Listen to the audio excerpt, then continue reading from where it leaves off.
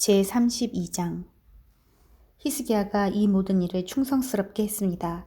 그때 아시리아의 사네립 왕이 유다에 쳐들어왔습니다. 사네립과 그의 군대는 성벽이 있고 굳건한 유다의 모든 성을 에워싸고 공격해 왔습니다. 그는 그 성들을 점령하려고 했습니다. 히스기야는 사네립이 예루살렘까지 와서 예루살렘을 공격할 것을 알고 신하와 군대 지휘관들을 불러 의논했습니다. 그들은 성 밖에 있는 샘의 물줄기를 막아버릴 것을 결정했습니다. 신하와 군대 지휘관들이 히스기야를 도왔습니다. 백성도 많이 와서 도왔습니다. 그들은 모든 땅으로 흘러나가는 샘과 시내의 물줄기를 막았습니다. 그러면서 아시리아의 왕은 이 때문에 물을 많이 얻지 못할 것이다 라고 말했습니다.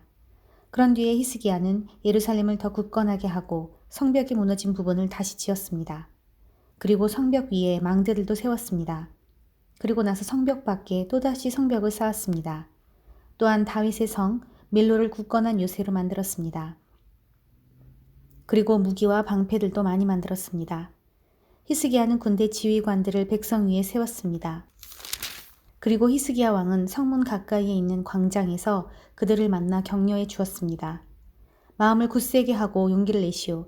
아시리아 왕이나 그의 큰 군대를 보고 두려워하거나 걱정하지 마시오. 아시리아 왕과 함께 있는 자보다 더 크신 분이 우리와 함께 계시오. 아시리아 왕에게는 사람밖에 없지만 우리에게는 우리의 하나님 여호와께서 함께 계시오.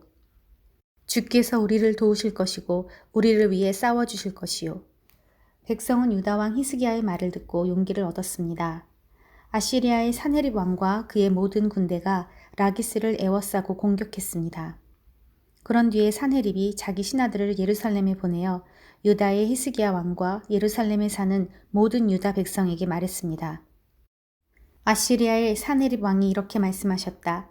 너희가 의지할 것은 아무것도 없다. 공격을 당하고 있는 예루살렘에 머물러 있어봐야 아무 소용이 없다. 히스기야가 너희에게 하나님 여호와께서 너희를 아시리아 왕에게서 구해주실 것이라고 말하고 있지만 히스기야는 너희를 속이고 있다. 너희가 예루살렘에 머물러 있다가는 배고프고 목말라서 죽고 말 것이다. 히스기야도 이미 여호와의 산당과 제단을 없애지 않았느냐. 그리고 유다와 예루살렘에 이르기를 오직 한 제단에서만 예배를 드리고 그곳에 제물을 바치라고 하지 않았느냐. 내 조상과 내가 온 나라의 백성들에게 한 일을 너희도 알 것이다. 그 나라의 신들은 그 백성을 내 손에서 구해내지 못했다. 내 조상들이 그 나라들을 멸망시켰으나 그들의 신 가운데 그 어느 누구도 그들을 내 손에서 구해내지 못했다. 그러므로 너희의 신도 너희를 내 손에서 구해내지 못할 것이다. 히스기야에게 속지 말고 그의 꾀에 빠지지 마라. 히스기야를 믿지 마라. 어떤 나라나 어떤 민족의 신들도 그 백성을 나나 내 조상의 손에서 구해내지 못했다. 하물며 너희의 신이 어떻게 내 손에서 너희를 구해내겠느냐. 사네립의 신하들은 여호와 하나님과 그의 종 히스기야를 더욱 비방했습니다. 사네립 왕도 이스라엘의 하나님이신 여호와를 욕하는 편지를 썼습니다. 그 편지에는 이러한 내용이 적혀 있었습니다. 다른 나라의 신들이 그 백성을 내 손에서 구해내지 못했듯이 히스기야의 하나님도 너희를 내 손에서 구해내지 못할 것이다. 사네립 왕의 신하들은 히브리 말로 외쳐댔습니다. 그들은 예루살렘 성벽 위에 있는 백성에게 외쳐댔습니다. 그들은 그런 방법으로 백성에게 겁을 주어 예루살렘을 점령하려 했습니다. 그들은 세상 백성이 섬기는 신들, 곧 인간이 손으로 지어 만든 신들을 욕하듯이 예루살렘의 하나님을 욕했습니다. 히스기야 왕과 아모스의 아들인 예언자 이사야가 이 일 때문에 하늘을 향해 기도드렸습니다. 그러자 여호와께서 천사를 아시리아 왕의 진으로 보내셨습니다. 그 천사는 아시리아 군대의 군인과 지휘관과 장교들을 다 죽였습니다. 그리하여 아시리아 왕은 부끄러움을 당한 채 자기 나라로 돌아갔습니다.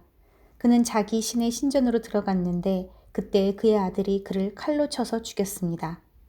이처럼 여호와께서 히스기야와 예루살렘 백성을 구해 주셨습니다. 여호와께서는 아시리아의 사네립 왕과 온 나라 백성의 손에서 그들을 구해 주셨습니다. 여호와께서는 히스기야와 예루살렘 백성을 보호해 주셨습니다. 많은 백성이 여호와께 바칠 예물을 예루살렘으로 가지고 왔습니다. 그들은 유다의 히스기야 왕에게도 값진 선물을 가져왔습니다. 그때부터 온 나라가 히스기야를 존경했습니다. 그때 히스기야가 심한 병에 걸려 죽게 되었습니다. 그는 여호와께 기도드렸습니다.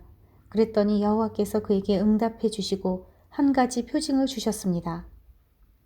그러나 히스기야는 교만해져서 자비를 베풀어 주신 하나님께 감사드리지 않았습니다. 그래서 여호와께서 히스기야와 유다와 예루살렘 백성에게 노하셨습니다.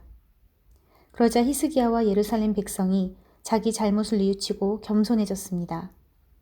그 때문에 여호와께서는 히스기야가 살아있는 동안에는 그들에게 벌을 내리지 않으셨습니다.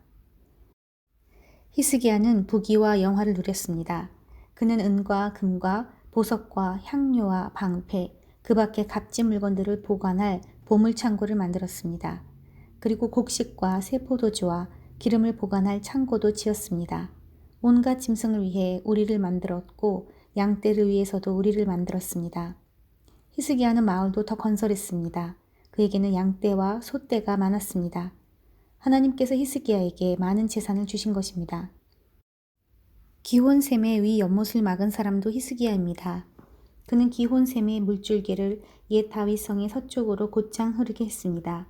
히스기야는 하는 일마다 다 잘 되었습니다. 그런데 한 번은 바벨론의 지도자들이 히스기야에게 사신들을 보내어 그 땅에서 일어나는 이상한 표징에 대해 물어보았습니다. 그들이 왔을 때에 하나님께서 히스기야가 어떻게 하나 보시려고 히스기야가 하는 대로 내버려 두셨습니다. 하나님께서 히스기야가 마음속에 어떤 생각을 품고 있는지를 다 알고 싶어 하셨습니다.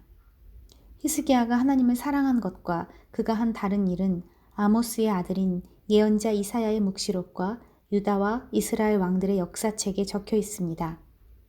히스기야가 죽어 어떤 언덕 위에 묻혔습니다. 그곳은 다윗의 조상들의 무덤이 있는 곳입니다. 히스기야가 죽자 온 유대와 예루살렘의 백성이 그의 죽음을 슬퍼했습니다. 히스기야의 아들 므낫세가 그의 뒤를 이어 왕이 되었습니다.